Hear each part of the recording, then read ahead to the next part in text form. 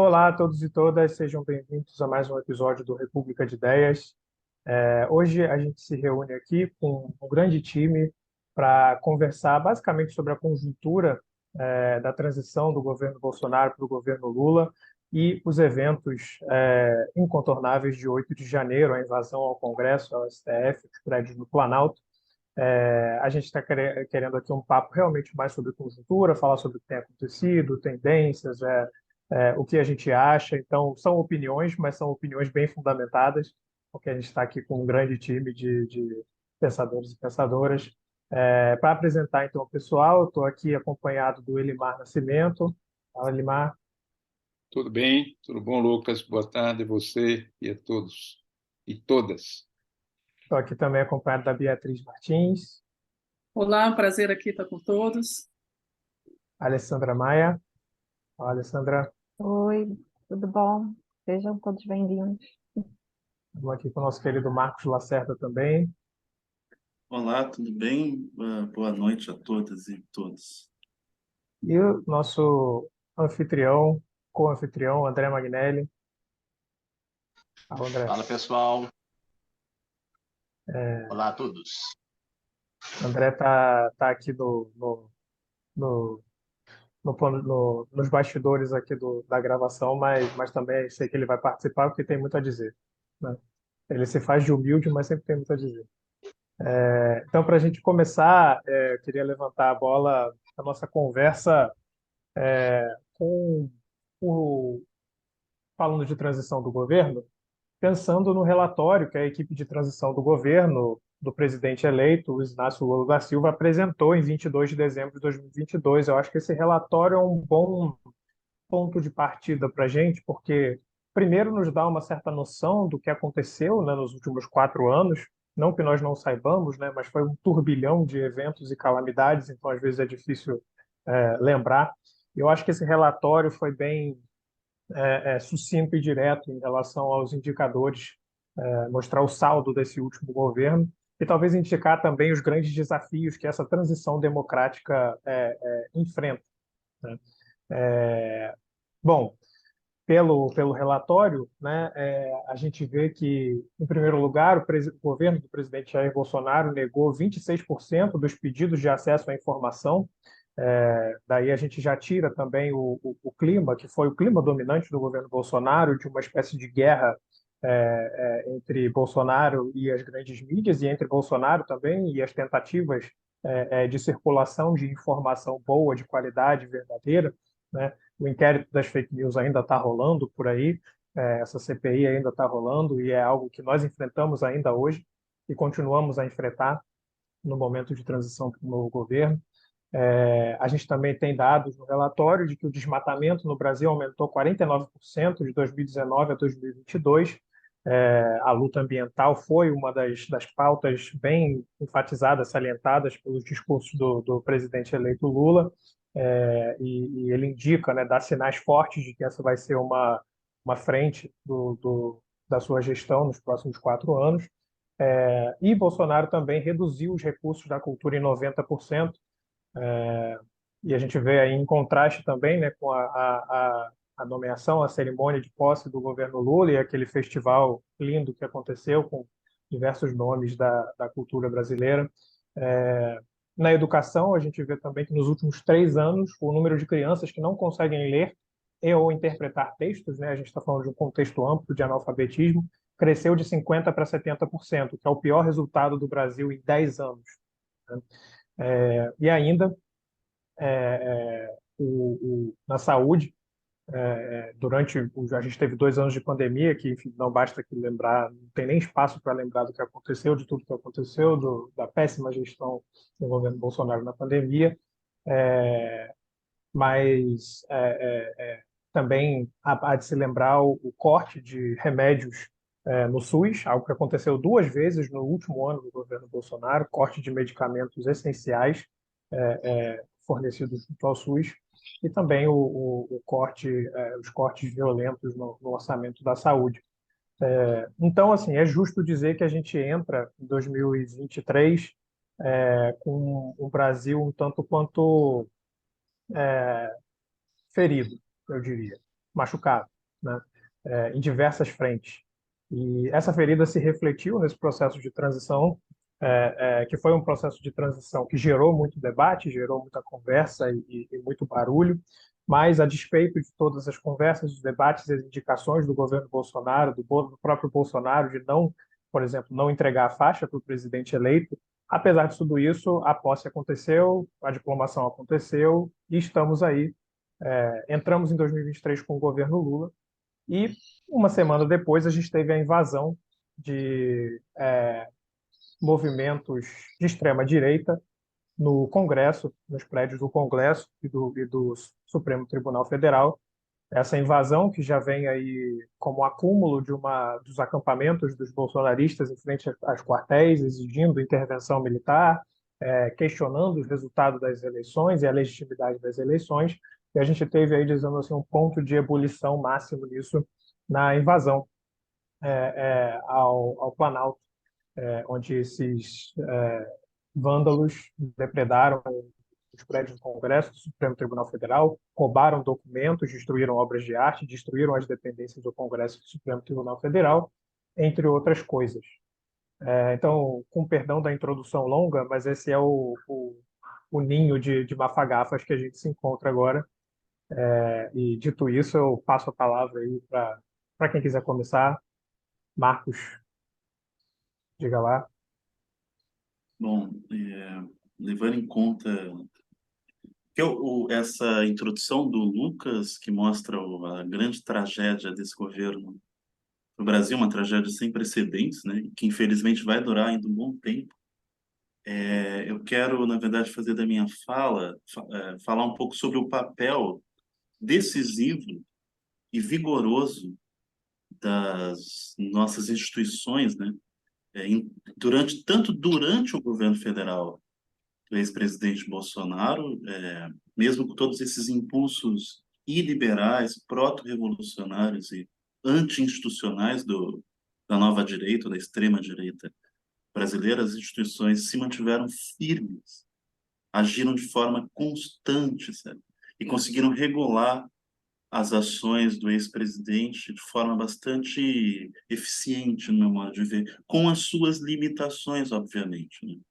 Então, eu quero, na verdade, fazer da minha fala uma apresentação tanto do contexto mais imediato das eleições, do processo de transição, de diplomação, posse e depois do ato da intentona golpista de 8 de janeiro, né, e o papel das instituições, como a reação das instituições a todos esses processos. E se der tempo, nessa minha primeira fala, para não tomar tanto fala de tanta gente que está aqui, eu quero falar um pouco sobre o próprio governo no sentido geral e mostrar exemplos concretos que mostram provam, né, que as nossas instituições estiveram atentas aos frequentes impulsos de golpismo do governo federal, capitaneado pelo ex-presidente, pelo menos visivelmente, na minha opinião, capitaneado em geral pelas elites militares, né?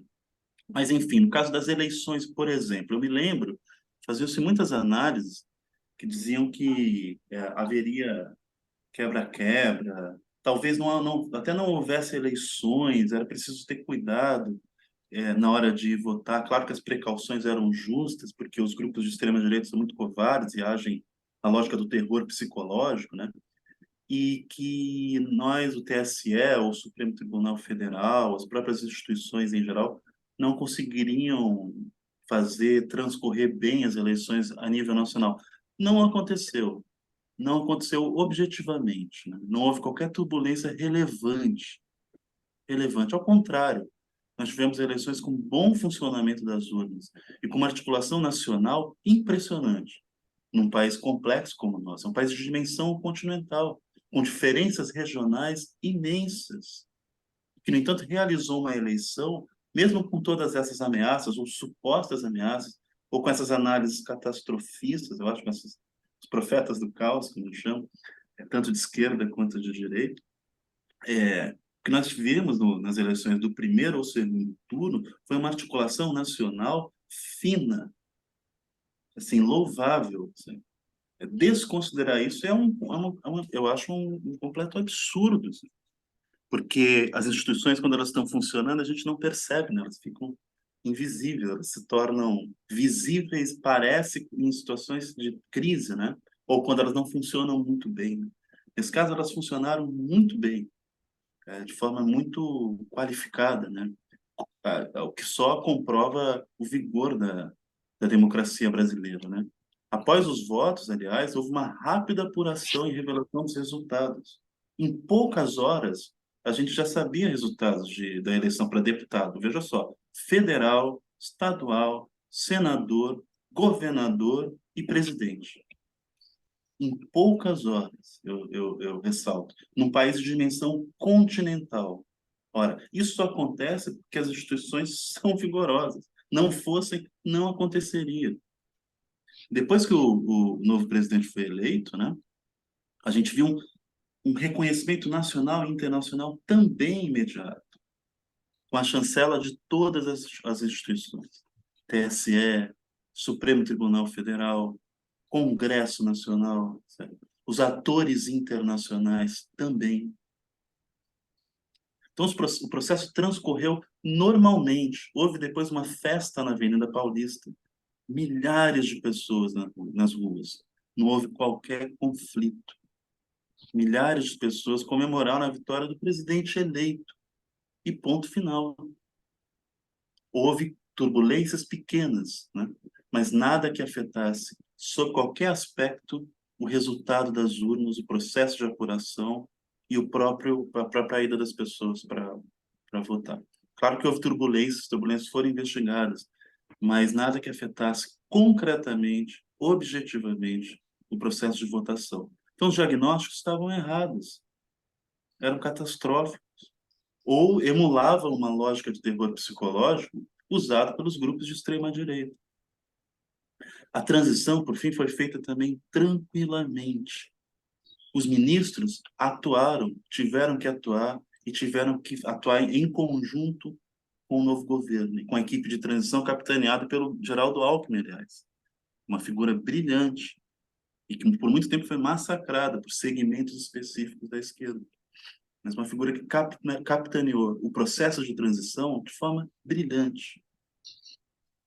Também houve a diplomação no início de dezembro do presidente Lula, presidente eleito. Os acampamentos, até então, os acampamentos dos grupos de militantes de extrema-direita, que a gente sabe que hoje, articulados e organizados pelas elites militares, né, esses acampamentos não interferiram até então em nada. Não adiaram a transição, não impediram a diplomação e muito menos a posse. A posse foi feita tranquilamente, numa festa popular, como se esperava. O ex-presidente não quis fazer a transição da faixa. Não fez diferença alguma. Foi até bom não ter feito. Embora tenha sido uma atitude, obviamente, deselegante, mas que se espera de um projeto de ditador, na minha opinião, controlado por elites militares. O que se espera? Nada além disso. Bom, a posse foi feita tranquilamente. Antes de entrar na questão da intentona de 8 de janeiro, tem alguns dados importantes para serem ressaltados, que desmentem uma suposta força enorme do ex-presidente. Veja só, pela primeira vez na história da reeleição para presidente, desde a redemocratização, um candidato não se reelege. Não só não se reelege, como perde no primeiro turno. Ele perdeu no primeiro turno, ficou em segundo, né, no primeiro turno, foi para o segundo turno e perdeu de novo. Pela primeira vez. Não aconteceu isso nem com a Dilma em 2014, que ganhou a eleição ali no limite, mas ganhou. Ganhou no primeiro turno e ganhou depois no segundo, no limite.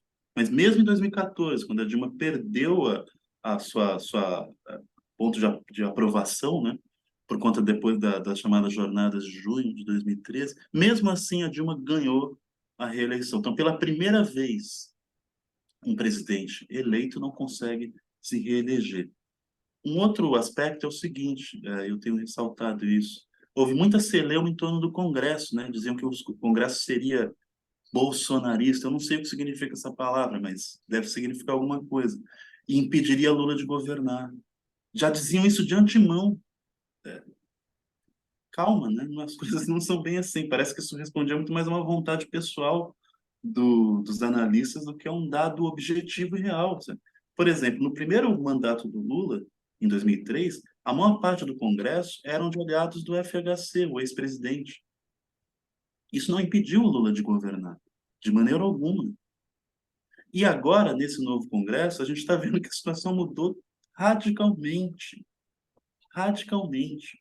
A maior parte dos partidos que seriam supostos aliados de um suposto bolsonarismo, que eu não sei o que significa, já estão se vinculando, criando alianças possíveis com o Partido dos Trabalhadores.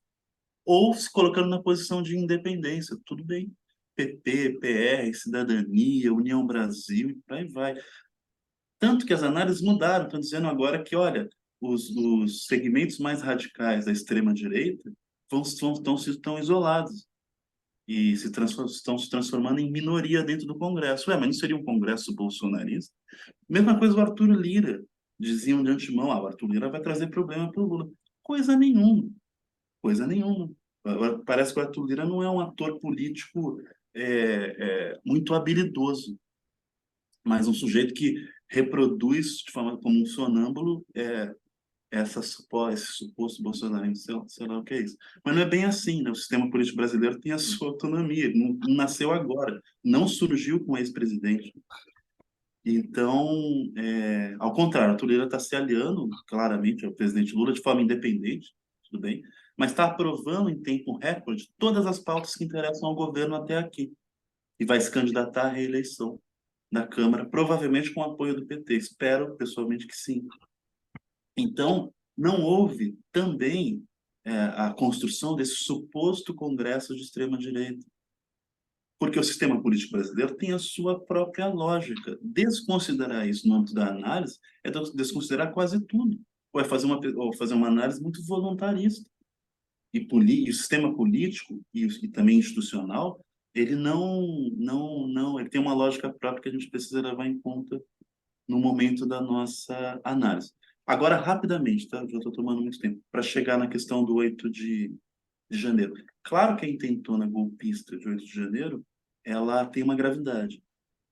Não há dúvida nenhuma, nós estamos observando isso nitidamente. Só que o que a gente está vendo concretamente são as instituições reagindo de forma, novamente, consistente, contundente e vigorosa. Supremo Tribunal Federal, Congresso Nacional e Poder Executivo se uniram rapidamente, no mesmo dia ou noite. Né? Já identificaram as possíveis omissões. O governador do Distrito Federal foi afastado, o ex-secretário de Segurança Pública já foi preso. Existem pessoas ligadas às elites militares que estão sendo presas ou investigadas também. Quer dizer, colocaram sob investigação mais de 1.000 pessoas, ou prisão, né? Mais de 1.000 pessoas diretamente envolvidas nos atos. Né? Nas investigações, acho que já o ex-ministro já foi preso, o ex-ministro já foi preso, e até o ex-presidente da República pode ser preso, ou tornar inelegível, o que eu considero o mais provável. Em poucos dias, a Polícia Federal já encontrou aquela minuta infame na casa do ex-ministro da Justiça que institucionalizaria o golpe. Né? As investigações continuam sem problema algum, né? E, como diz o interventor nomeado pelo presidente Lula no governo federal, a marcha da legalidade segue e vai seguir o seu caminho, a sua marcha, sem qualquer problema, sem qualquer restrição e sem qualquer limitação. E só vai fazer isso por uma questão muito clara, muito evidente e fácil de você observar nitidamente nesse processo político brasileiro atual. Quer dizer, as nossas instituições estão funcionando plenamente, vigorosamente, de forma muito consistente. E há dados objetivos concretos que comprovam isso. Essa é a minha primeira intervenção aqui no debate. Obrigado, Marcos. Alguém quer fazer a réplica?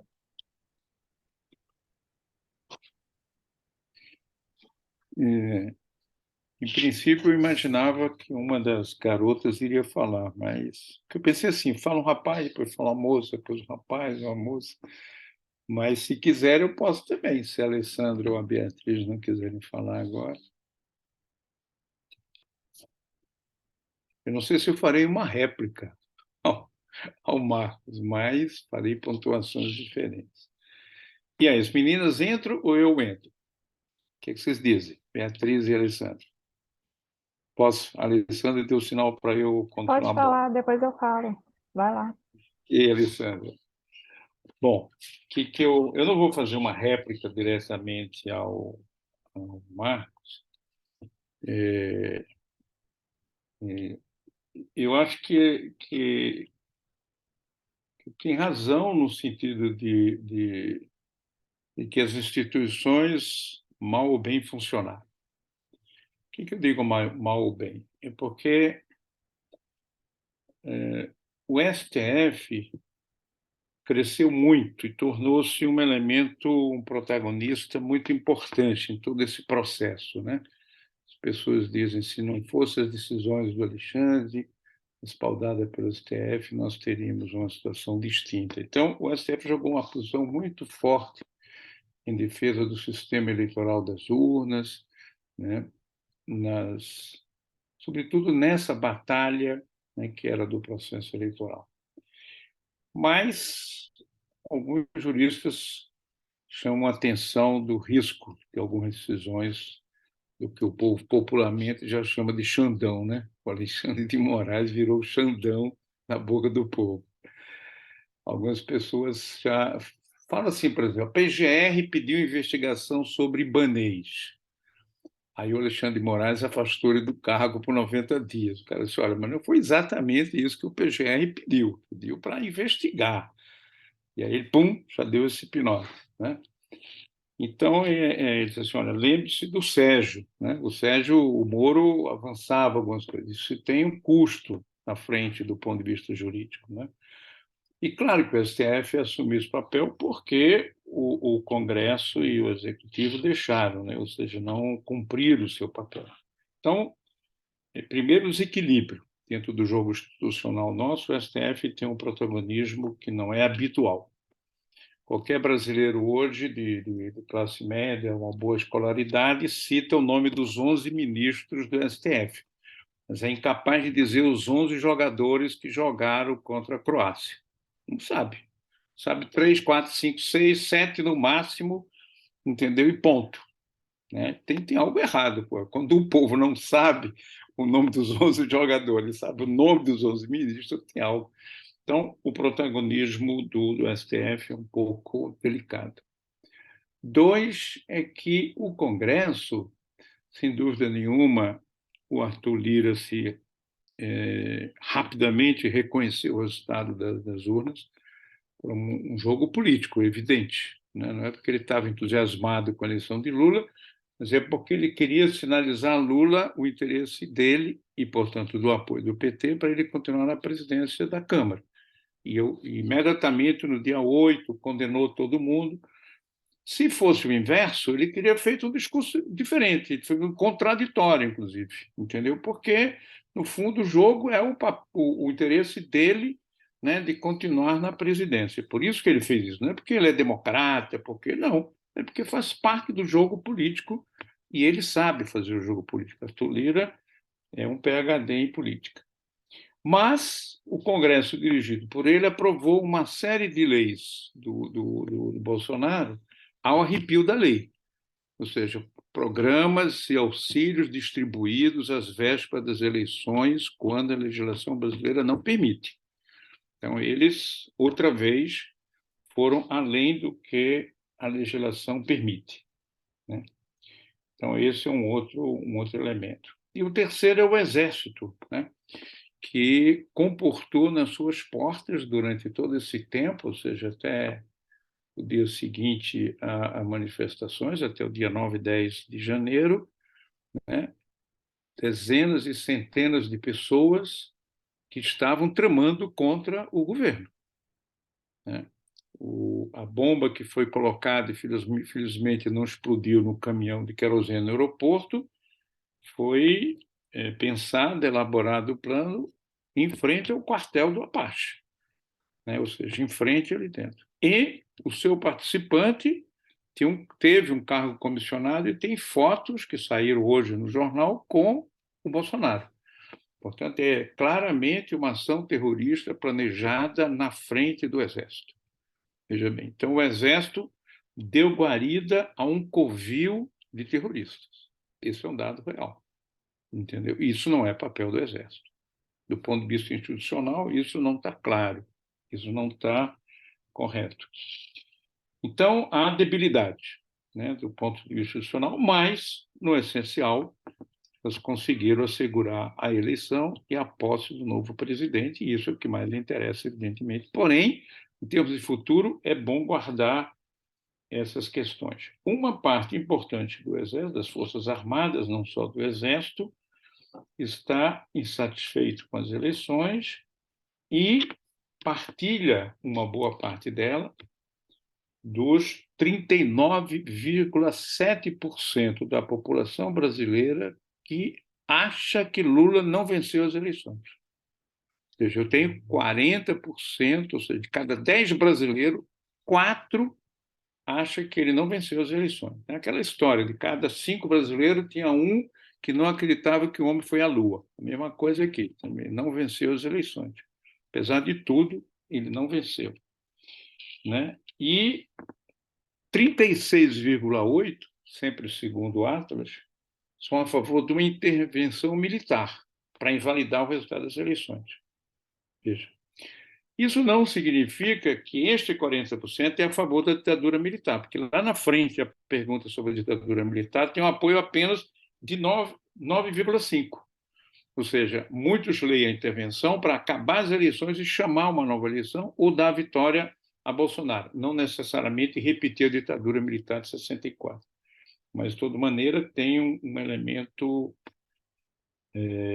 importante a ser considerado. A vitória de 8 de janeiro foi uma vitória importante para a democracia, não tem nenhuma dúvida, né? E a reunião dos governadores, e não só, quer dizer, presidente do Congresso, STF, representante de municípios, até o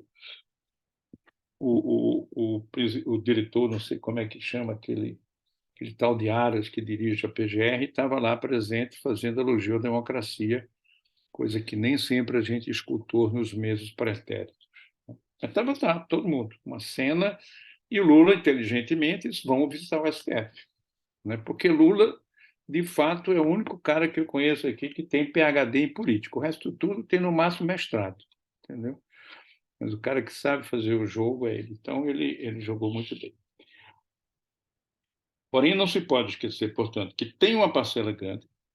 É verdade que, pela primeira vez, um presidente não se reelegeu, mas um presidente que fez o governo que o Bolsonaro fez, obter 49,10% é algo surpreendente, porque não tem algo mais desastroso que esse governo, sob todos os pontos de vista, né? Incentiva a desmatamento, destruição do sistema educacional, da cultura, negacionismo, enfim, e tudo que se pode imaginar de ruim o cara conseguiu fazer e foi aplaudido, entendeu? Durante muito tempo. E tem ainda um apoio grande. É claro que os partidos que jogam isso, sentindo que ele não tem jogo de cintura política para poder receber e direcionar essa... Porque ele tem uma herança enorme, quer dizer, ele perdeu, mas perdeu tendo 49, ponto, veja bem. É o que o Zé Múcio disse quando foi visitar ele. Presidente, o senhor está em depressão, o senhor tem metade quase da nação com o senhor, e o senhor está ali chorando, choramingando, é o cara que não entende, né? Uma coronel do Exército a quem eu fui visitar para resolver meu problema de estômago, né? Porque eu fico meio irritado com tudo isso, aí a úlcera aumenta. Aí eu não sabia que a médica era coronel do Exército. Aí quando eu descobri, não sei nem como é porque eu descobri, eu disse assim, e aí, vai votar no Bolsonaro? Ela disse, fazer o quê? Digo, mas ele vai dar um golpe. Ela disse, e ele tem capacidade? Aí fez assim, ó, tem capacidade, não tem poder cognitivo o moço, entendeu? Ele é desmiolado, entendeu? Então, muita gente sentiu que ele talvez não seja capaz de conservar do lado dele, entendeu? Essa massa extraordinária que, evidentemente, perde a liderança. Se não houver liderança, ele vai, que substitui, ele vai continuar. Mas, de toda maneira, está aí um poço, ou seja, uma direita e uma extrema-direita foram criadas e reconhecidas no Brasil, coisa que não existia 15 anos atrás. Resultado desse processo de manifestações entre 2013 e 2017, que permitiu, hoje em dia no Brasil, não ser vergonhoso de se dizer de direita. No Brasil, há 20 anos atrás, ou 30, ninguém, a não ser Bolsonaro e outra figura assim estranha, dizia que era de direita. Na Europa, não, o sujeito diz, eu sou de direita porque eu sou mais competente do ponto de vista da gestão, porque essa esquerda não sabe direcionar nada, eles são despreparados, enfim, e eu sou de direita porque eu sou preparado, e ganhava as eleições, e ganha em muitos lugares na Europa com esse discurso. Então, nós temos uma situação assim, um governo que aparentemente se fortaleceu, mas que ganhou com uma margem muito pequena e tem uma oposição de massa ainda muito grande. Como é que ela vai se refletir no Congresso? É uma incógnita. Veja bem, é uma incógnita, depende de muitas variáveis, mas é uma incógnita como é que essa oposição vai se manifestar no Congresso e se ela vai se manter ativa. Por quê? Porque há uma tendência possível, que é essa extrema-direita. Então, a extrema-direita faz um jogo da guerrilha digital, que, por exemplo, derrubou 4 postes de transmissão e pode fazer coisas similares durante muito tempo. Essa extrema-direita. Porque hoje é muito fácil você parar uma cidade. 30 pessoas param uma cidade com o Zap na mão. Entendeu? Intervém no aeroporto, fecha o aeroporto, entendeu? 10 pessoas, 10 outros fecham aqui e assim por diante. Você pode fazer uma série de coisas. Vamos fazer? Ninguém sabe. O governo que o Lula assume e monta é um governo que tenta responder a uma frente democrática, porém com alguns problemas que não são muito claros. Por exemplo, os cargos mais centrais ficaram na mão do PT. Um pouco a mais do que poderia ou deveria ser. É claro que ninguém pode pedir que o chefe da Casa Civil, o ministro da Comunicação institucional, etc. e tal, relações institucionais, não seja do seu partido. Normal que... Mas eu não preciso ter o Ministério de Desenvolvimento, o Ministério da Educação, o Ministério da Economia e assim por diante. Eu não preciso ter tudo isso. Poderia ter dado a Simone Tebet desenvolvimento social, regional, social, poderia, entendeu? Teria sido muito mais acolhedor do que entregar o Hélito do Piauí. Mas, por outro lado, teve que abrigar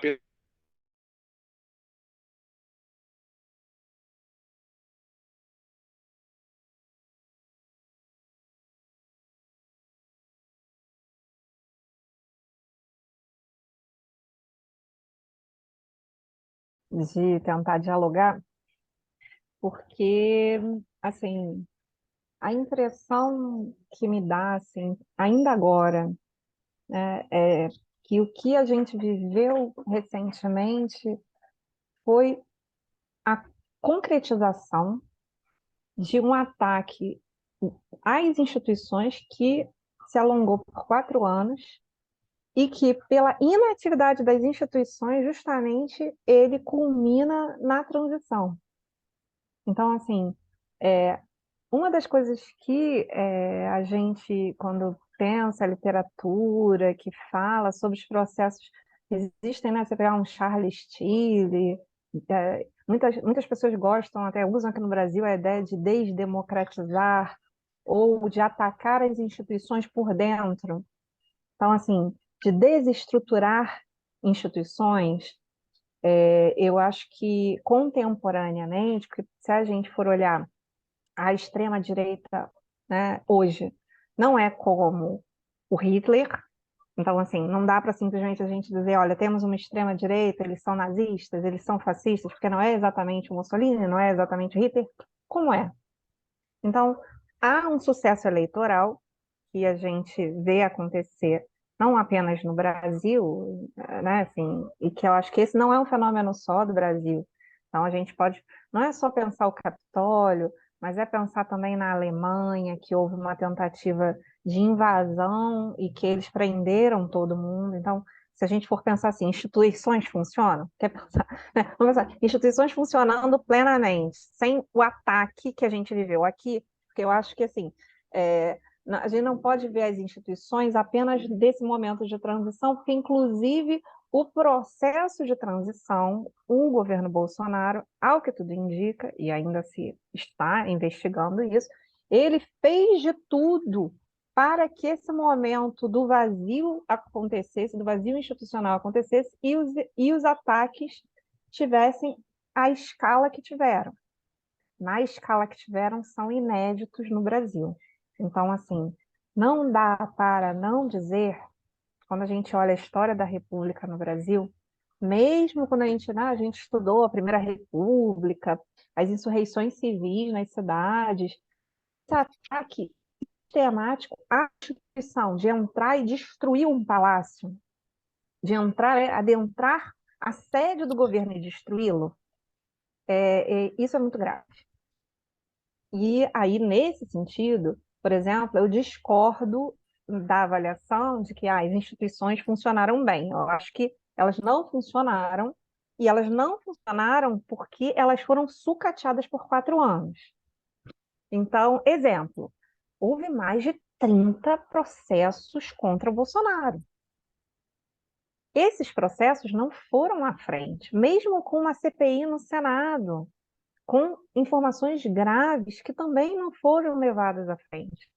Então, houve inúmeras chances para que o Congresso, para que o Aras, que foi citado, inclusive, né, tivessem o seu papel institucional presente.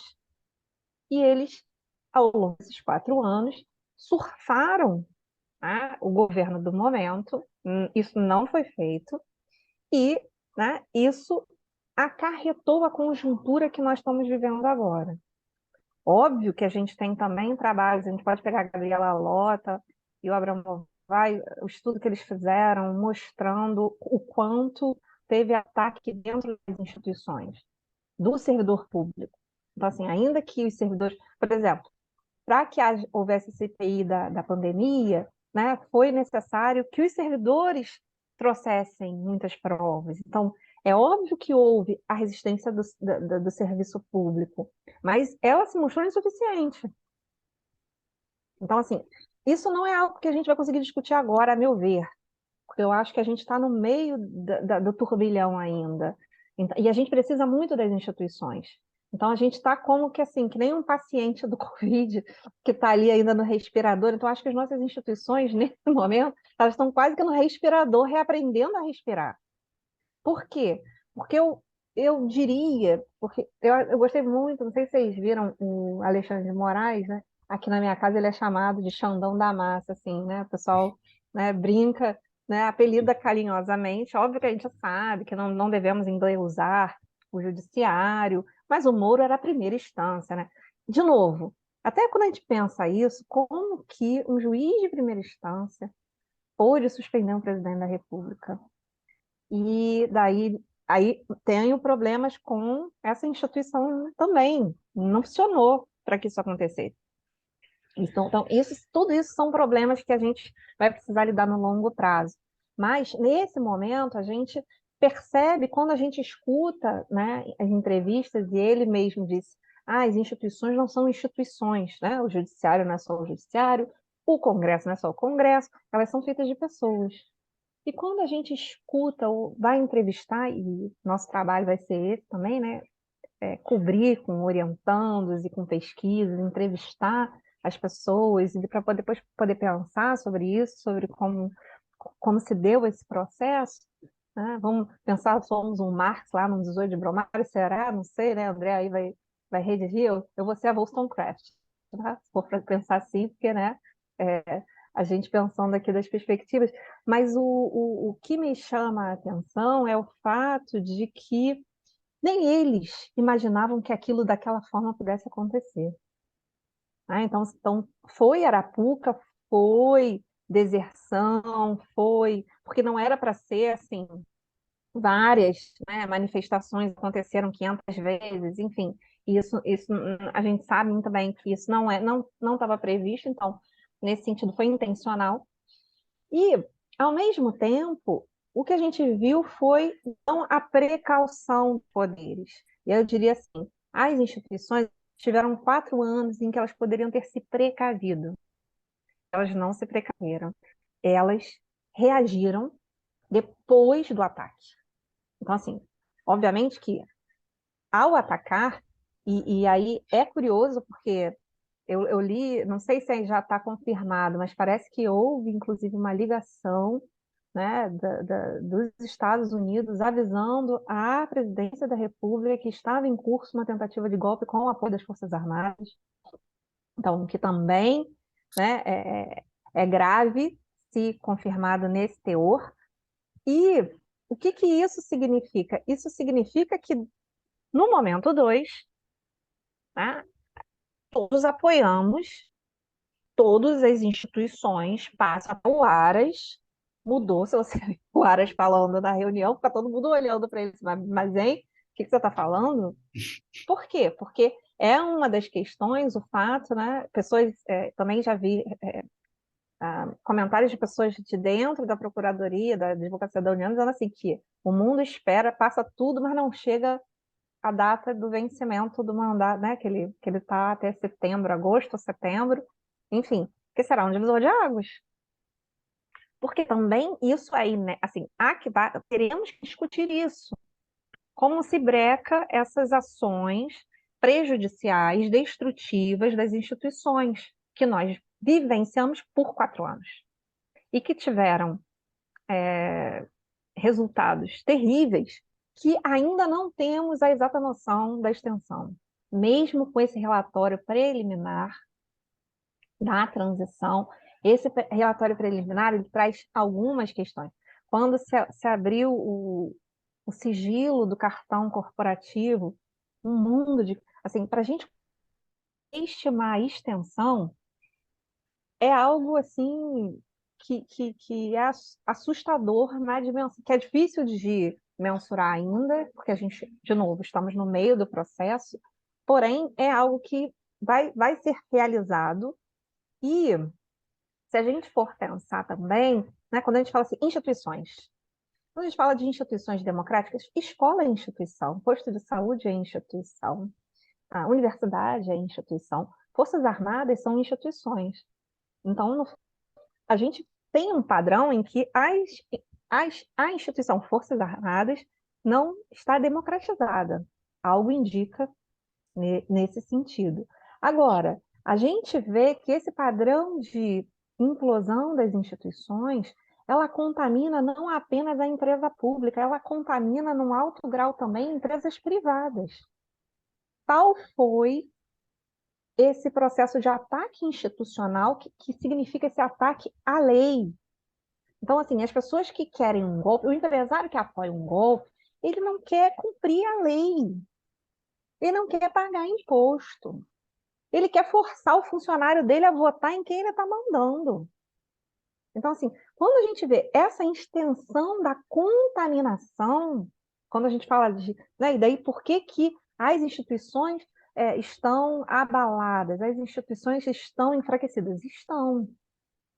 E num tal grau que essa desestabilização e essas práticas que a gente diria anti-institucionais, elas são vistas não apenas na iniciativa pública, mas inclusive na iniciativa privada, aonde também há tentáculos das pessoas que apoiaram financeiramente, né, o que a gente viveu, ou seja, a sociedade, há parcelas da sociedade que também, né, e aí a gente pode pensar nessas várias questões da dinâmica que o Bolsonaro trazia, e se você não gostar de chamar de bolsonarismo ou das pessoas, que é, por exemplo, você não querer pagar uma multa de trânsito, você não querer que tenha mais um sinal, né, um limitador de velocidade, você, né, querer achar que você é caminhoneiro e que você vai ter eternamente o seu subsídio em detrimento dos demais.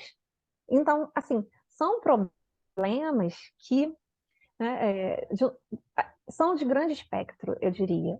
Então, é muito desafiador falar nesse momento, mas aí eu diria isso, né? Não é dizer, assim, as instituições não funcionaram bem, elas reagiram e ainda assim a gente precisa delas, né? Então, assim, eu acho que falar dessas instituições, de como elas foram atacadas internamente, de dentro para fora, com o apoio de alguma parcela da sociedade, que não é toda a sociedade.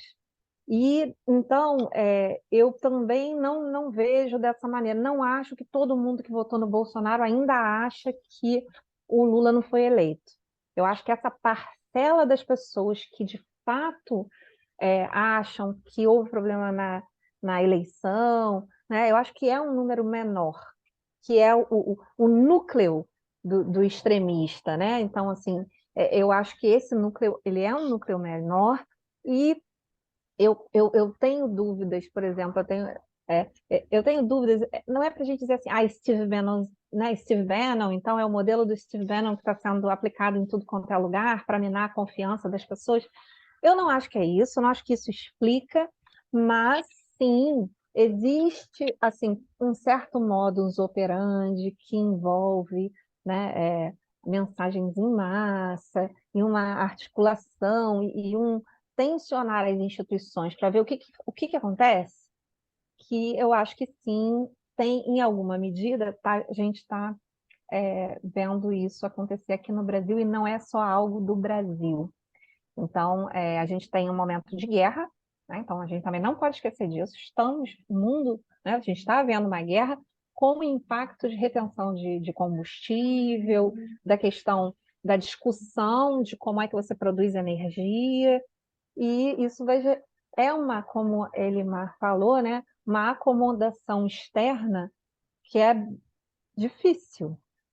E não estamos infensos a isso, mas temos esse agravante, que pelo menos as eleições desse ano agora que passou, né, nos deram um momento assim de respiro, porque, né, o que a gente também consegue nesse momento dizer é que poderia ser muito pior.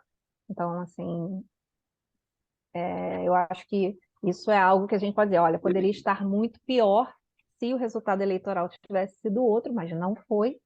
E, enfim, e agora, né, vamos acompanhar para ver como que a gente, digamos assim, pega uma equipe de emergência para as instituições, né? Assim, eu acho que estamos assim numa situação de, né, instituições em frangalhos e em situação de reparo. Eu acho que é um pouco que eu não sei como eu percebo, né, para trazer aqui para o debate com os colegas. Estou muito interessante aqui partilhar com vocês, dialogar, enfim, tentar contribuir como a gente puder. É isso. Muito obrigado, Alessandra. Bia, é contigo. Bom, então, eu preferi ficar por último, né, porque eu acho que eu trago, sem dúvida, uma outra visada para a questão, que é da minha área de pesquisa, que é de comunicação, especialmente de mídias digitais, né? Então, achei interessante que a Alessandra já me deu um certo mote, que ela falou assim, não dá para explicar tudo falando que é tudo que do Steve Bannon, que o Steve Bannon é que está por trás disso tudo. Então, eu estava mesmo pensando aqui, né, como é que eu iniciaria a minha fala. Então, acho assim, não explica de fato, mas ajuda ao entendimento, né? Então, quando o Elimar traz o dado de que, se não me engano, né, quase 40% das pessoas acredita que o Lula não venceu a eleição, e agregado a isso, né, também sabemos que existe uma parcela da população que acredita que os responsáveis pelo vandalismo nos palácios foi gente infiltrada de esquerda, né? Eu tenho ouvido isso de algumas pessoas. Então, assim, é pensar aí no caso, né, qual o papel das redes de comunicação na alimentação dessa cultura, né, desse caldo aí de extrema direita. Durante a eleição, a gente se preocupou com isso, né, a gente soube aí de vários boatos que estavam rolando pelas redes sociais, né, que se dizia que o Lula ia fechar as igrejas, né, que se dizia que aquela história bizarra do banheiro, como é que era o nome? Era o banheiro para ambos os sexos, né, que foi, enfim, também um motivo aí que influenciou os eleitores, né? Então, pensando um pouco, assim, muito rapidamente, em como é que funcionam essas redes digitais e por que elas colaboram para criar esse ambiente, né? Então, um primeiro ponto é que as redes sociais, essas plataformas, elas encontraram um modelo de negócio em que eles funcionam na base da segmentação, né? Então, ele acaba oferecendo para você, ele vê o que você está preferindo, o que você está clicando, então o sistema deles vai te oferecer sempre mais daquilo, porque o interesse dessas plataformas é que você possa ficar conectado o maior tempo possível para que possa te oferecer mais anúncios e assim que a publicidade deles possa gerar o lucro que eles precisam ou que eles querem, né? Aí, em função disso, nessa segmentação, acabam se desenvolvendo em bolhas, né? Que a gente sabe. Então, você acaba recebendo, né, no Facebook, no Instagram, no Twitter, você recebe mais daquilo que você concorda, né? Então, a tendência é separar as bolhas, né, de pensamento político também, de esquerda e de direita. E também, quando o Lucas fez a introdução, ele falou do empenho que o governo Bolsonaro teve, em primeiro lugar, em desacreditar a mídia, né, e, em segundo lugar, em desinformar, né? E isso é também como também a Alessandra colocou, está num contexto mundial, né, da extrema-direita mundial, de desacreditar todas as instituições, né? Desacreditar a imprensa, desacreditar a ciência. Então, então, eu acho interessante também colocar, né, que, claro, as redes sociais elas fazem parte desse contexto, elas colaboram para esse contexto, mas a gente deve fugir de um pensamento assim de um determinismo tecnológico. Na verdade, elas têm sido muito bem usadas pela extrema direita, mas o que está por trás, né, é uma crise, né? Uma crise que é essa tal, é a crise da representatividade, também ao lado de uma crise econômica que traz muita insegurança, né? E aí a extrema-direita aprendeu a lidar com essas redes digitais também de formas obscuras e antiéticas, né? Nós ficamos sabendo do caso do Cambridge Analytica, né, que contribuiu na votação do Brexit, depois contribuiu no sentido de, né, foi usada para a eleição do Trump e de forma também subterrânea, né, que apareciam posts apenas para algumas pessoas. Eles detectavam quais as pessoas que estavam mais propensas, detectavam como? Pelos likes e curtidas que as pessoas davam, era possível detectar qual era o perfil daquela pessoa, se aquela pessoa era uma pessoa que tinha uma tendência paranoica, então aí passava a direcionar para essa pessoa um tipo de post que alimentava essa tendência paranoica, tendo em vista, né, favorecer a votação pró-Brexit, no caso, ali nesse caso era mais voltado para a questão também de imigrantes, né? Tanto nos Estados Unidos também, né? Tanto é que o Trump falava em construir o Muro do México e etc., né? Então, o que eu vejo, né? Que esse é um problema que é um grande desafio ainda, né? Essa é uma tecnologia bastante nova, então ainda está se descobrindo como ela funciona. Ao mesmo tempo, essa tecnologia também vai mudando. E também é importante dizer, né, dentro dessas plataformas, o caso do WhatsApp e do Telegram são casos bastante problemáticos, né, porque se o Facebook, YouTube, Instagram fazem parte, a gente pode dizer, né, de um espaço público onde aqueles posts estão lá e você pode interagir com aquilo, você pode denunciar ou você pode colocar uma contra-informação ali, argumentar. No caso do WhatsApp e do Telegram, não. Eles ocorrem de uma forma, né, a comunicação ocorre de uma forma subterrânea, né, o que corre ali. Você fica só né, naquele circuito de quem recebe. Geralmente, quem recebe de um amigo, de um parente, alguém que ele confia, de um pastor, né? Então, é uma informação que, por mais que ela não esteja baseada em fatos da realidade, ela passa uma credibilidade, porque ela vem de alguém conhecido, e ela está ela não tem um espaço para o contraditório, né? Ela não tem um espaço, não existe a possibilidade ali de um escrutínio, né? E a extrema-direita ela foi muito competente em montar, vamos dizer assim, esse ecossistema, né? Porque aí, ao mesmo tempo, conseguiu desacreditar completamente a mídia, a imprensa, né? Então, é Globo Lixo, né? É Foice de São Paulo, e qualquer coisa que fuja desse discurso já é logo taxado de algo que está sendo que antes é algo que é sistema, né? Porque a extrema direita ela se aproveitou de toda essa crise para oferecer apenas apenas não, né? Mas um sentimento, não uma proposta concreta, mas um sentimento de antissistema, né? De anti tudo que está aí. E assim que o Bolsonaro conseguiu se construir, né, como, na verdade, um parlamentar que tinha já quase 30 anos de parlamento e que aparece como um antissistema, né? E é na base disso que ele conseguiu crescer e politicamente e até chegar à presidência da República também, né? Eu tô dando um lado assim da história, né? E como é que isso tem sido enfrentado e como é que isso pode ser enfrentado, né? Então, hoje em dia, temos algumas iniciativas, né, do chamado fact-checking, né, que oferecem, que checa aquelas informações. Então, tem um que chama Aos Fatos, tem a própria imprensa. Durante toda a pandemia, né, houve essa corrente aí de negacionistas, e, ao mesmo tempo, a imprensa e essas agências de checagem oferecendo outras informações baseadas em dados empíricos, concretos, etc. Adiantou? Pouco, né? Porque a gente percebe, parece que tem um muro, né?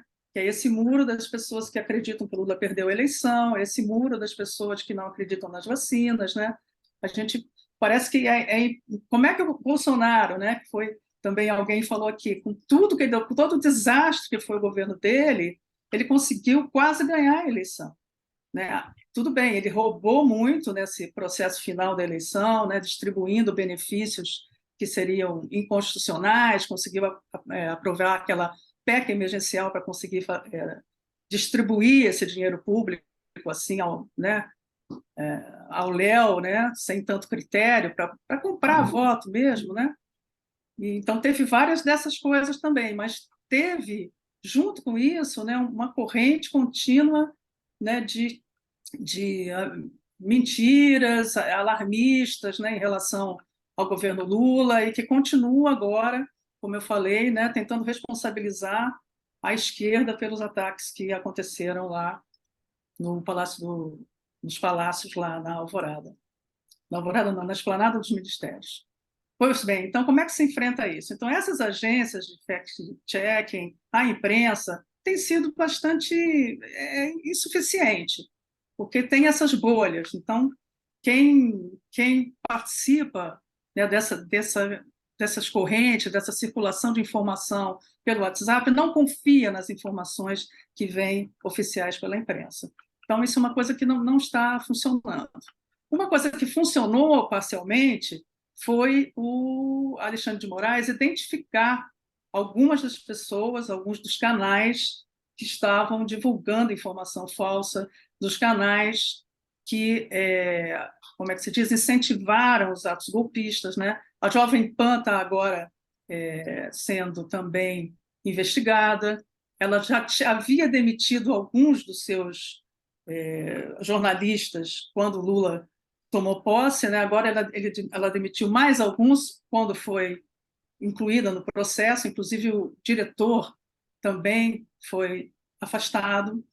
Então, isso é uma coisa que é eficaz, embora não seja suficiente, porque se refere apenas a um canal do YouTube, né? Que é a Jovem Pan, ou uma rede de televisão. Da mesma maneira, também tem tirado do ar alguns perfis de influenciadores, e isso tem sido, se não eficaz pela própria retirada do ar dessas pessoas, também como um exemplo para que outros não se exponham aí ao mesmo risco de serem tirados do ar, lembrando também que esses canais monetizam em cima do seu conteúdo. Então, tem muita gente, tem muitos desses influenciadores que, por um lado, devem concordar com a extrema-direita, mas que também a grande motivação deles, talvez maior, seja mesmo quanto que eles conseguem ganhar de dinheiro ali nos seus canais, né? No canal do YouTube, etc., né? Então, é um problema assim, bastante complexo. Quando veio a indicação, a nomeação, a indicação para os ministérios, e que eu soube que o Lula tinha indicado uma pessoa, né, da União Brasil para o Ministério das Comunicações, eu fiquei, Juscelino alguma coisa, esqueci o sobrenome. Juscelino, Eu fiquei muito preocupada, porque, assim, comunicações, falei, nossa, comunicações, né, nesse contexto que nós vivemos, é muito estratégico. Como é que o Lula vai dar esse ministério para a União Brasil? Mas, ao lado disso, o que ele fez? Ele deixou muita coisa na SECOM, né, que está com o PT. E entre eles, na SECOM, vai ficar também um departamento que vai cuidar da regulação das mídias digitais, né? Então, tem aí uma questão que é a regulamentação mesmo das plataformas, que aí envolve aí várias questões, né? Também da questão da proteção de dados pessoais, etc. Mas tem essa questão vital, que é a questão da regulação também das plataformas em relação à desinformação, né? E foi criada, inclusive, uma parte específica, mas aí eu já não tenho certeza se é na SECOM ou se foi no Ministério da Justiça, relacionada à desinformação, que já vem sendo, enfim, alvo de polêmica, porque isso é censura. Eles sempre vão usar esse argumento, né? Agora a oposição, né? De que tudo que tiver, como acho que é a Alessandra que falou, né? Se você não pode furar o sinal, isso é uma restrição à sua liberdade, né? Então, da mesma maneira, se você não pode, se a liberdade de expressão é confundida com o direito de caluniar, né? De difamar, de incentivar o golpe. Então, são discussões que o país vai ter que ter para esclarecer melhor esses pontos, né? E tem um ponto específico que, em relação a esses aplicativos de mensagem, né? Como eu falei, o WhatsApp e o Telegram, que estão incluídos no PL da fake news. E que houve uma discussão há um tempo atrás, talvez há um ano e meio atrás, em que um professor da USP, o Pablo Hortelado, ele recomendou que tivesse nesse PL uma previsão de que todas as mensagens, a partir de um momento que elas tivessem, se não me engano, 1.000 compartilhamentos, o registro delas ficaria, da origem, da onde elas vieram, ficaria no provedor por tempo indeterminado. Então, qual é a relevância disso? É porque o grande problema é você identificar o responsável. Porque quando chega uma mensagem dessa, ou difamatória, ou de incentivo ao golpe, no WhatsApp ou Telegram, você não sabe de onde ela veio. Então, você não pode prender a pessoa da ponta que está com aquela mensagem por ela estar com aquela mensagem, né? Então, tem que chegar à origem, como é o que tem sido feito em relação ao Jovem Pan e aos outros canais de influenciadores, né? Tem que chegar à origem. Então, esse ponto proposto pelo Pablo, a meu ver, é um ponto importante, mas ele também é delicado, ele é polêmico, porque ele também, ao mesmo tempo, tem uma questão em relação à privacidade de dados. Porque, da mesma maneira em que essas mensagens, com esse teor, ela vai poder ser acompanhada, da mesma maneira, outras mensagens também, que podem ser de coletivos, que podem ser de ativistas, que pode ser até num outro momento, o governo muda, e aí, num outro momento, então vai ser uma maneira de se perseguir ativistas diversos através desse dispositivo, dessa lei. Então, é uma questão assim ainda muito delicada, né, que tem que ser debatida, mas, ao mesmo tempo, assim, não é só aqui no Brasil, no mundo todo, né, as redes sociais digitais, elas têm representado um desafio muito importante para a democracia. Então, é aquela história, a gente talvez tenha que optar, não sei em que medida isso tem que ser estudado, tem que ser debatido, né? Mas que buscar ali um equilíbrio entre os direitos, né? o direito à privacidade e, ao mesmo tempo, não é nem um direito, né? É a possibilidade de identificar a fonte ali da desinformação, porque, a meu ver, essa é a única maneira de estancar esse processo, né? Então, acho que essa é a minha contribuição que eu poderia trazer hoje aqui, falando um pouco assim dessa, né, da importância aí dessa comunicação digital na alimentação, né, desse campo aí de extrema direita. Obrigado, Pia. André, você quer tentar para falar? Não? Bom, gente, agradeço a todos pelas falas. Se eu falar, vou tomar muito. Mas tem problema não, pode falar. É, agora que todos já falaram, a gente pode abrir e conversar. Quem quiser pegar a palavra e responder algumas questões que foram levantadas, acrescentar alguma coisa, fique à vontade. Eu queria falar algumas coisinhas. André não quer falar, não, André? Não, senão eu vou tirar tempo de vocês poderem falar. Vai lá, pode, manda ver. Deixa eu te dizer algumas coisas importantes. Eu acho que a gente, às vezes, confunde, né? Existe uma diferença muito grande entre as nossas vontades pessoais ou valores ideológicos, né? E a realidade objetiva das instituições, né? O governo do ex-presidente tinha ganhado a eleição e, naturalmente, ele ia querer impor a sua plataforma política, o que é do jogo, independente de eu ser contra ou a favor, e, evidentemente, tendo oposição a isso, como é parte do processo democrático. A função das instituições, nesse caso, seria reagir contra o que poderia ser considerado, dentro da plataforma de governo, anti-institucional, né? Ou, em outras palavras, o que poderia querer se impor através de vias não democráticas. Só isso, sabe? Eu acho que, às vezes, o nosso incômodo, por mais justo que seja, contra as pautas da nova direita, faz com que a gente confunda o nosso desejo nosso desejo pessoal ou ideológico com um papel que não é das instituições. Não caberia às instituições, na minha opinião, retirar o governo antes do mandato. Um processo de impeachment extremamente complexo. O que aconteceu no caso da Dilma, na minha opinião, foi um golpe parlamentar, e as decorrências, as consequências do impeachment foram e ainda estão sendo terríveis, sabe? Então, essa confusão é problemática, sabe? O governo tentou impor as suas plataformas. Houve uma reação das instituições, através de uma mediação complexa, porque são muitos grupos de interesse, não só os que a gente se identifica, né, são muitos outros, a sociedade é complexa, né?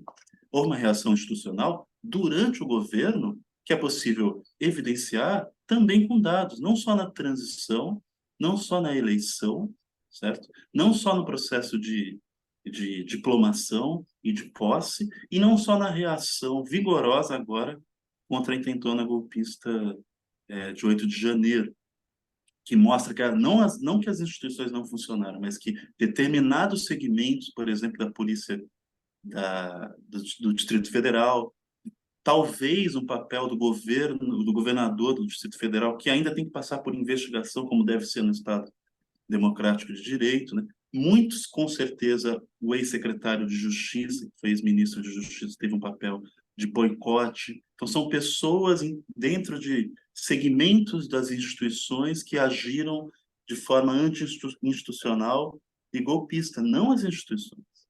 Ao contrário, as instituições reagiram, e reagiram com muito vigor e com muita consistência, como a gente tem visto, inclusive uma reação até mais eficiente, com mais rapidez do que aconteceu, por exemplo, no ato do Capitólio lá dos Estados Unidos. Então, é bom a gente também fazer comparações, né, de casos como esse que aconteceu no Brasil e o que aconteceu nos Estados Unidos. Claro que tem as suas diferenças, né, mas a reação institucional brasileira, ela é rápida, ela é eficiente, ela é concreta e ela é consistente. Entende?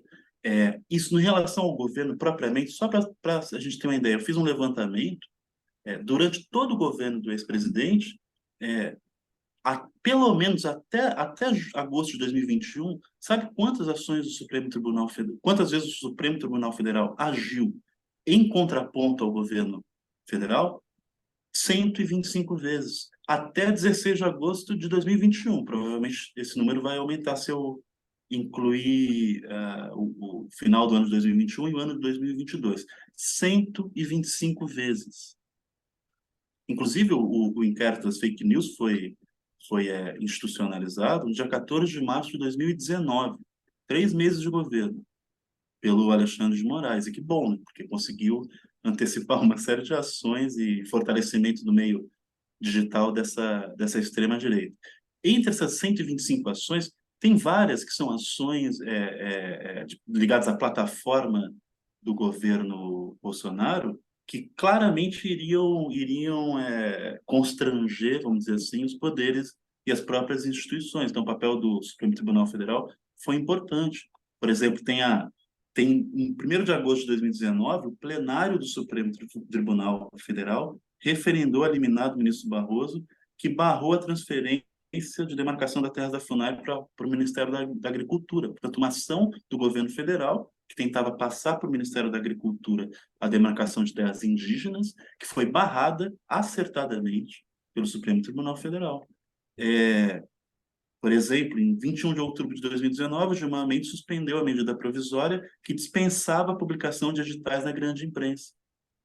E por aí vai, assim, tem a questão do lockdown, a autonomia dos governos estaduais para estabelecer lockdowns, que foi garantida pelo Supremo Tribunal Federal, a retirada daquela campanha infame do governo do Brasil Não Pode Parar, por exemplo, em 31 de março de 2020, pelo ministro Luiz Roberto Barroso, a suspensão por 10 dias da expulsão de ex-diplomatas venezuelanos em 2 de maio de 2020.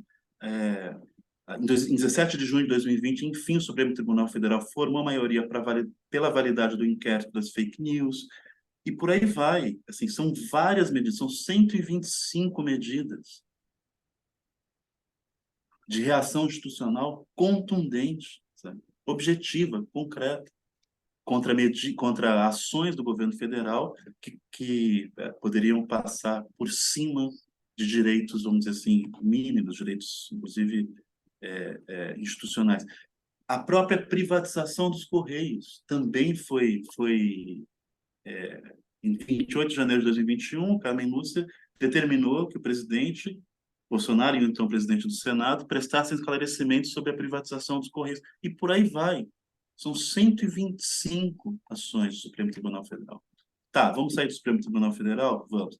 Vamos, então, para o Congresso Nacional. O ex-presidente Bolsonaro, tem o pior desempenho em aprovações de projetos da história da redemocratização. São dados do Observatório do Legislativo Brasileiro, que é coordenado pelos pesquisadores do IESP, André, nosso querido IESP.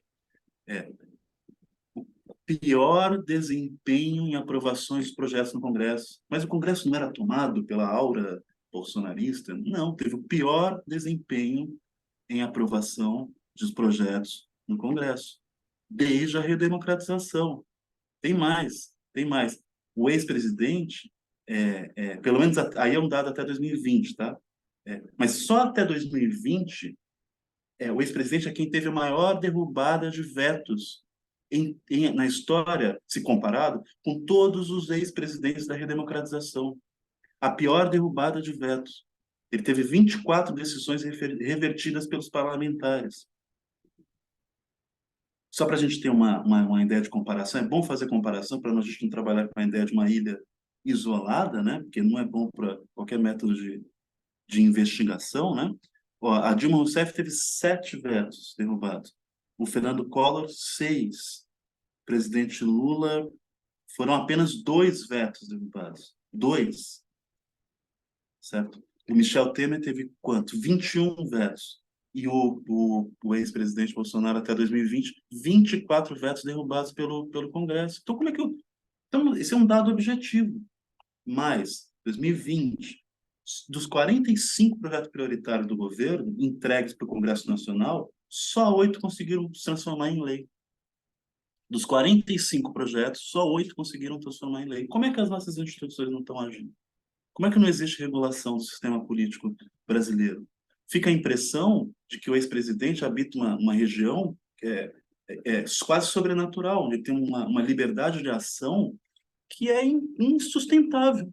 Aí eu acredito, é o que eu pessoalmente acredito que existe nas análises sobre esse governo, que é uma certa mistificação da figura do presidente, uma mistificação problemática, sabe? Que é o que eu brinco com a ideia do Nero tropical, né? Que é uma mistificação que não tem fundamento na realidade objetiva, né? Que serve para a militância dele, aquela militância mais aguerrida, mais engajada e que tem quase uma relação, falando de uma forma grosseira, eu não fiz a análise como faz a Beatriz, quase uma relação de seita, tá? Eu estou dizendo aqui de uma forma bastante grosseira. Tudo bem, aquela gente engajada que vê nele uma figura sobrenatural, mas os nossos analistas parece que veem também, porque eles veem o ex-presidente como se ele habitasse uma região onde não há controle nenhum sobre as ações dele, o que é completamente falacioso. É uma mistificação problemática, né? E aí, ainda durante o governo, outro fato, o partido Aliança Brasil, era Aliança Brasil, acho, que eles tentaram construir, foi um fracasso retumbante, como nunca se viu, para a gente ter uma ideia, né? O Gilberto Kassab, que é hoje o principal articulador do governo de São Paulo, também dizem que o governo de São Paulo ia virar bolsonarista, entre aspas, novamente não sei o que significa essa expressão, mas é o Gilberto Kassab, o principal articulador do governo de São Paulo, do Tarcísio. Ele criou o PSD no momento de auge do governo Lula. E no Brasil se cria partido a cada segundo, né? Tem uma quantidade de partidos absurdas. E o presidente da República, o ex-presidente, que é esse ser sobrenatural, não conseguiu criar um partido político. Não conseguiu ter um número de filiações para criar um partido político.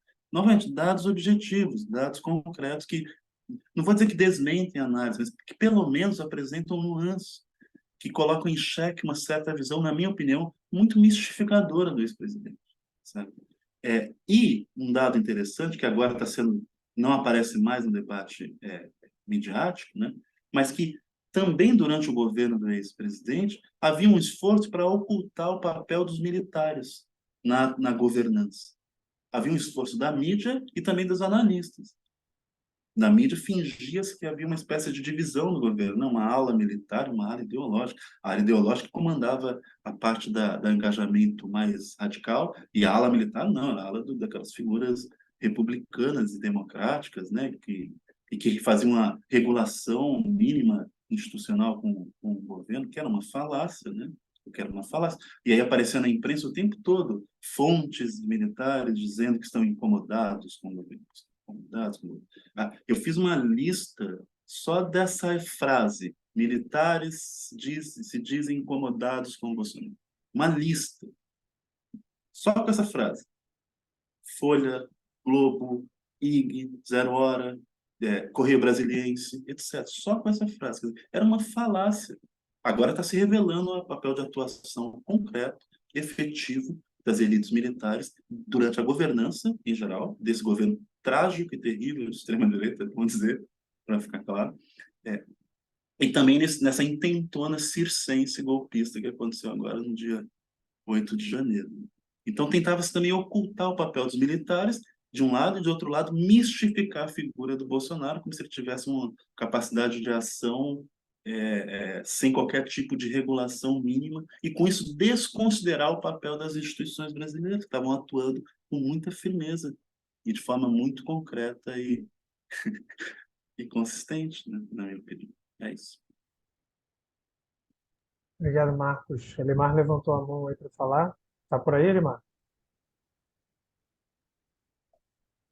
Que tive que atender aí uma emergência. Mas veja, o raciocínio do Marcos, na essência, ele está certo, né? Quer dizer, as instituições funcionaram até o ponto que nós estamos aqui debatendo, discutindo, senão não estaríamos. Provavelmente estaríamos na cadeia ou fugindo. Mas, ao mesmo tempo, é preciso também ter alguns senões, né? Por exemplo, quando o STF tem que emitir quase 200 de ações, entendeu, para parar a ação governamental, porque alguma coisa não está indo muito bem. Essa é a primeira coisa, porque não é o papel do STF, entendeu, de fazer todas essas coisas. Então, há algo que não está bem. 2, quando eu examino o Congresso, eu tenho que examinar 2 momentos. Até a entrada do Ciro e depois da entrada do Ciro. Porque até a entrada do Ciro, a relação com o presidente era a relação de desprezo com o Congresso. Por quê? Porque ele era um homem da nova política. Então, quando ele fecha com o Centrão e puxa o Ciro, aí você tem um outro Congresso. Aí você vai ter situações diferenciadas e aí, inclusive, a aprovação de leis, de medidas que foram feitas ao arrepio da lei, na verdade. E, portanto, o Congresso fez certas concessões que institucionalmente não podia fazer. Em relação às Forças Armadas, em particular ao Exército, eu acho apenas que faltou o antigo Mourão. Sabe o que é isso, não? Lembra em 64 quem é o cara que saiu com os canhões lá de Juiz de Fora? Como é que ele se chamava? General Mourão, cara. O problema Era é que Mourão também, né? Não é um general Mourão que saiu de Juiz de Fora com... Os generais todos ficavam lá conversando, não tinham coragem de dar o golpe no Jango, entendeu? E, de repente, esse general sai, não sei se é Mourão, mas eu me lembro, assim, né, das leituras que eu fiz, que eu acho que o nome dele E tinha também era uma velha Mourão. trajetória golpista, né? Não foi a primeira vez, ele era um cara bem ativo. Conhecido, entendeu? Aí ele pegou, ou seja, não teve ninguém que pegou os canhões. Se tivesse pego os canhões, não saberíamos o que queria acontecer, porque a complacência do Exército com o pessoal bolsonarista, né? E aí eu digo com clareza o que é, para mim existiu um movimento bolsonarista, ou seja, pró-Bolsonaro. Alguém de vocês leu O Ovo de Colombo? Ou O Ovo da Serpente? Eu sempre lembro do Ovo do Colombo. Mas o Ovo da Serpente, da Consuelo Gutierrez, eu acho que é o nome dela, o Ovo da Serpente é um livro extraordinário para mostrar a adesão, entendeu, que esse indivíduo semi-analfabeto teve da população brasileira, né? De antipetistas, de armamentistas, de liberais radicais, de agronegócio, e assim por diante, entendeu? Financiaram a campanha desse cara, financiaram. Entendeu? O empresário em Ceará pegou avião até Belém para poder organizar a chegada dele no aeroporto, porque ele foi o primeiro a fazer no Ceará, deu o maior sucesso, e depois daí, entendeu? O mito, quando chegava nos aeroportos, estava cheio de gente, entendeu? O cara ganhou a eleição em 2018 sem tempo na televisão, sem partido que prestasse, só com as redes. Aí a Beatriz é que pode ensinar para a gente. Com as redes. E com o quê? Com adesão a um sentimento nacional existente contra a corrupção, contra os políticos e contra as instituições. Quando o Instituto de Pesquisa faziam a avaliação das instituições, quem é que ficava lá no final do ranking? STF, Congresso. Quem é que ficava lá em cima? Família, Exército, Igreja. Entendeu? Eram essas instituições que ficavam em cima do ranking institucional de prestígio. Lá no final ficavam os partidos políticos, o Congresso e, particularmente, o STF. Toda a esquerda, até 4 anos, 5 anos atrás, odiava o STF. Toda a esquerda odiava o STF. Entendeu? Começou a se converter depois de 2019. Entendeu? Então, as instituições funcionaram, garantiram a democracia, garantiram, ninguém pode discutir isso.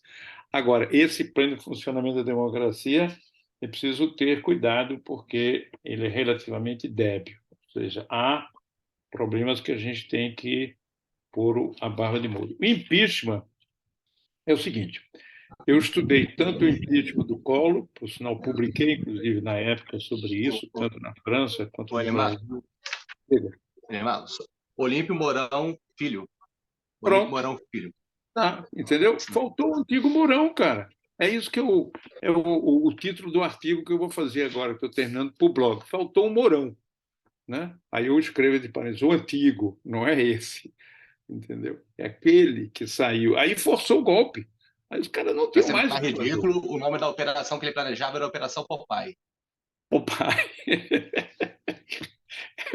É uma uma coisa fantástica, entendeu? Esse país. Agora, impeachment, cara. Marcos, eu estudei da Dilma e do Collor, publiquei, inclusive, sobre o Collor, sobre a Dilma não, porque o clima era muito ruim para fazer qualquer coisa escrita a respeito. Mas, olha, só é possível impeachment nesse país quando a gente preenche alguns passos, algumas considerações. É preciso perder a rua. Veja bem, com a Covid, ninguém sabia quem é que tinha o domínio das ruas. É preciso perder a opinião pública. Ora, o Collor e a Dilma, quando foram votadas o impeachment deles, eles tinham, creio que, menos que 10% de apoio à opinião pública. O Bolsonaro nunca teve menos que 19, 20. Sempre teve, entendeu, um percentual bem razoável de apoio à opinião pública. Terceiro, é preciso perder o apoio do empresariado. Ele nunca perdeu o apoio do empresariado. Quarto, é preciso perder o apoio da mídia. Mas isso era na época do Collor. Hoje existe uma mídia paralela que ele nunca perdeu, ao contrário, foi campeão. Portanto, isso não conta. Aí chega o Congresso, veja bem. E aí, por que ele inventa de pegar o Ciro e botar no governo?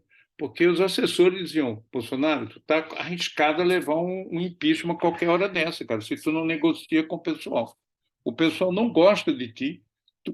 A prova é que não aprova teus projetos e derruba teus vetos, tu tem que ir lá conversar com o povo.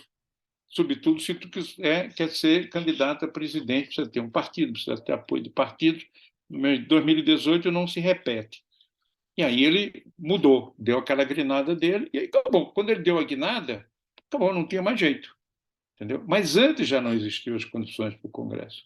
Por outro lado, o PT nunca quis o impeachment do Bolsonaro, nunca. Seja, parte da esquerda achava ótimo o Bolsonaro continuar, porque depois de 4 anos ele não vencia a eleição nem para síndico, era o que diziam, né? E quase que ganhou as eleições presidenciais.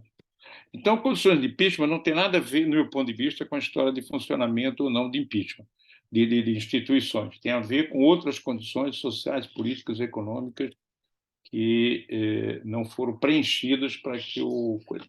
Agora, em relação ao futuro, que é o que mais me preocupa, porque esse é um elemento importante. Na medida que eu tenho uma reação popular ainda forte contra o governo, e que esse governo não tem maioria no Congresso, ele, apesar de todo o apoio que teve com a vitória, tem fragilidade, né? As fragilidades do governo são: tem uma economia, tem uma situação econômica extremamente grave, um plano internacional extremamente grave e uma minoria dentro do Congresso. Eu formei 5 blocos dos eleitos, né? Os que são do governo, os que são anti-governo, dos que são mediamente pró-governo, mediamente anti-governo, e os que eu chamo mediamente, aqueles que não sabem, tucano, né? PSDB e Companhia Limitada. Nesses 5 blocos, o governo, com mais os que estão próximos deles, dá no máximo 220. E ele precisa pelo menos 257 para caminhar qualquer coisa dentro do Congresso. Ele não tem. Por isso a preocupação dele com a União Brasil. Se ele for nos que eu chamo de médio-anti, que é a União Brasil, os republicanos, sobretudo, que junto tem 100, cerca de 100 deputados, se ele ganhar esses, ele tem maioria. Senão, não tem. Entendeu? Então, o desenho do governo é um desenho difícil, muito difícil no Congresso. Não tem como... E aí precisa negociar muito. Por isso que o Lula, na reunião dos governadores, disse: vocês têm que paparicar o Congresso, aliás, com os ministros, desculpe. Na reunião com os ministros, vocês não têm que desprezar, vocês têm que prestigiar os congressos. Ele não disse a palavra paparicar, eu estou dizendo aqui, né? Mas, no fundo, o que ele quer dizer é assim: gente, vocês têm que paparicar o Congresso, senão a gente não está na maioria e não governa. Porque ele sabe perfeitamente que, na melhor das hipóteses, ele tem 220 ou 230 deputados do lado dele, se não ganhar esse pessoal que é médio contra, e o pessoal médio-médio, né? Porque o pessoal médio-médio é muito pouco, dá 50 e pouquinho só de votos. Enfim, é uma situação delicada, difícil, né, que a gente tem que se preparar para enfrentar nos próximos anos. Ou seja, eu achei que depois das eleições eu ia poder dormir, não é verdade. Não, ninguém dorme no Brasil. Obrigado, Elimar. Bia, Alessandra, querem acrescentar alguma coisa? Ah, bom, para fechar, como nessa toada de que como é que a gente vai dormir, eu acho que a nossa geração de analistas, institucionalistas ou não, enfim, a gente vai ter que lidar com como é que a gente vai explicar no futuro que a gente permitiu que se testasse brasileiros como cobaias, né? A gente produziu cloroquina, as instituições permitiram que se produzisse, que o SUS ministrasse cloroquina para as pessoas. Mais de 600 mil pessoas morreram. E vai ser difícil, eu acho, para sabe, a pílula ainda não desceu. Eu acho que não desceu, porque o caso, para mim, do Bolsonaro, e não é mitificá-lo, não, é um governo que fez isso em prática. Isso é para a AIA, isso não é só pro Brasil, né? Assim, mas nós morremos mais, né? Então, assim, as pessoas, os entes queridos que todos perdemos, né? Isso é um número, de novo, eu não consigo nem expressar, porque eu acho que isso é algo que a gente ainda vai ter para frente, não é para agora, porque é difícil mesmo, há que ter imaginação jurídica para lidar com isso. Eu acho que as nossas instituições falharam antes, porque não. Enfim, aí as razões, de novo, né? Vamos mapear, a gente pode mapear quantas vezes o que conseguiu, o que não conseguiu, as armas que tentou ser, né? E que mesmo assim você tem um número enorme de pessoas armadas, de tráfico de armas, enfim, o quanto isso tudo aumentou. E também aconteceu, mas eu acho que essa letalidade, ela é inédita. E eu acho que isso também é algo que me incomoda muito, sabe? Assim, mais do que as instituições funcionaram ou não, né? A gente não pode, às vezes a gente fica muito focado num determinado objeto micro, né? E não, enfim, é conjuntural. Então, essa é uma coisa que me incomoda, assim, muito, e que eu acho que é um problema de longo prazo nosso e da humanidade, porque assim, é muito grave e, de novo, eu acho que a gente ainda vai demorar um tempo, mas foi um prazer estar aqui com vocês também, né? Quase até a hora do jantar, daqui a pouco você está chamando aqui para pôr o jantar, mas foi um prazer conversar e pensar junto com vocês aqui hoje. Obrigado, Alessandra. Bia, se quiser também falar algumas palavras para a gente encerrando. Bom, eu queria agora assim ficar um pouco mais solta, falar algumas coisas a mais, também da minha opinião, que eu não sou cientista social. Bom, primeiro respondendo ao Elimar, né, a questão da eleição do Bolsonaro, que ele não tinha tempo de televisão, isso precisa ser melhor avaliado, porque teve a questão da facada, né? Com a facada, ele acabou tendo muito mais tempo do que os outros candidatos, não para falar da sua proposta, porque realmente esse não era o que ele queria, ele não tinha proposta para falar, né? Verdade. Mas apareceu como uma vítima, né? E aí ficou, inclusive, o mártir, aí é um mito, né? Ele veio salvar e foi atacado, e, nossa, mas tudo isso facilitou, embora eu considere que havia um contexto, né, no país querendo uma novidade, né? Um antipetismo muito, muito, muito forte, né? Então ele também teve esse terreno propício para que ele pudesse crescer, né? E a gente ter essa experiência traumática durante 4 anos de governo Bolsonaro, né? Também queria assim, só pontuar melhor, né, que você fala em 40%, Elimar falou em 40% das pessoas que ainda acreditam, que acreditam hoje que a eleição do Lula não aconteceu. Então, acho que a gente pode trabalhar com esse 19, 20% do hard, do Bolsonaro. Eu penso assim, o restante são pessoas que estão aí mergulhadas, algumas pessoas têm usado o termo de dissonância cognitiva, né? Que a pessoa mergulhou nessa narrativa, né, de que, enfim, a esquerda é o mal e o Bolsonaro é o bem, então eles têm que continuar acreditando nisso. Tudo que vier contra isso, eles sempre vão duvidar, né? E tudo que vier, seja por onde for, pelo Zap, ou seja por onde for, confirmando essa crença, né, de quem é o bem e quem é o mal, eles vão reconhecer, né? E aí uma coisa só que, ou duas coisas que eu fiquei pensando, ouvindo a fala aí de todo mundo, né? A questão do papel do STF, né? Então, eu estou do lado, né, daqueles que acham que o STF teve o papel necessário, embora tenha exorbitado algumas vezes, né, de suas funções e passado por cima de algumas coisas, como no caso do afastamento do Ibanez, né? Mas também é importante a gente observar que o STF foi o mais atacado, né, no vandalismo golpista, né? Foi o palácio lá mais atacado, foi o STF. Então, acho que isso Tá. também diz alguma coisa. Não só o STF era o maior inimigo do Bolsonaro, né, que era quem colocava limite ao governo dele, mas também há muito tempo que o STF também tem agido de uma forma um pouco flexível demais, né? Por exemplo, uma hora não pode ter prisão, pode ter, a prisão deve ser em primeira instância e no outro momento não, a prisão não pode ser em primeira instância. Então ele vai, ao longo dos anos, ele foi adquirindo um papel, não sei se exorbitando, né? Não posso dizer que não houve nunca esse papel político que não deveria ser do STF. Então, também com o tempo nesse governo Lula pode ser oportunidade de tentar dar uma institucionalidade maior para o STF também para aumentar a credibilidade dele, porque isso não se passa só pelas redes, né? Tem alguma coisa concreta que rebate ali para que eu tenho pessoas da família, né? Então você ouve as pessoas falarem essas decisões da STF, aí vai e traz uns casos que você não, não consegue nem muito argumentar, né? E por último, só que eu acho que a gente falou pouco aqui, foi do papel, a questão do Exército hoje em dia, né? Que está uma coisa muito problemática para o governo Lula, porque a gente está vendo o Exército, talvez também, né, se colocando, querendo se colocar mesmo como um poder moderador, né?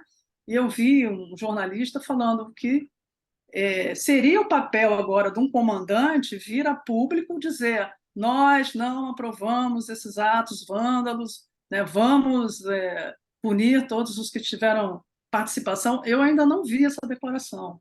E isso fala o silêncio fala alguma coisa, né? Então, foram coisas aí que eu fiquei refletindo, ouvindo a fala de vocês. Foi um prazer estar aqui, tá? E poder contribuir um pouquinho aqui com as reflexões. Obrigado, Bia. André, você quer encerrar ou você quer deixar para o capítulo 2? Que acho que a gente vai ter que fazer um capítulo 2. Vai ter que ter, né? Vamos deixar para o capítulo É, 2 aí. tá certo. Tá certo. Então, gente, Lucas, agradeço eu quero muito. só agradecer aí, que eu não fiz, eu não sabia que era já para agradecer, então eu quero agradecer Né? e mostrar a minha alegria de estar com a Beatriz, Alessandro, o Marcos e vocês todos. Muito obrigado, gente, pela presença de vocês. Marcos teve que sair um Um pouco antes, excelente mas episódio, também hein? é excelente, excelente. Obrigada, Queria gente. agradecer. Esse Bom, assunto ainda vai render muito. Vai render, a gente vai ter outros episódios. Vamos tentar falar de mais coisas aí. E Marcos teve que sair, mas queria agradecer publicamente pela é presença um dele, in pela progress, contribuição. né? É, é isso. E é isso aí, gente. Muito obrigado. Tá bom, A boa gente se noite a vê na todos. próxima. Boa noite. Tchau. Tchau. Boa noite. Tchau, É. Tchau. gente. Tchau, Boa tchau. noite.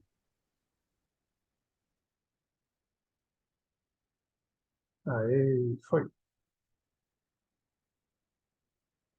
Diga lá, André. Estamos aí.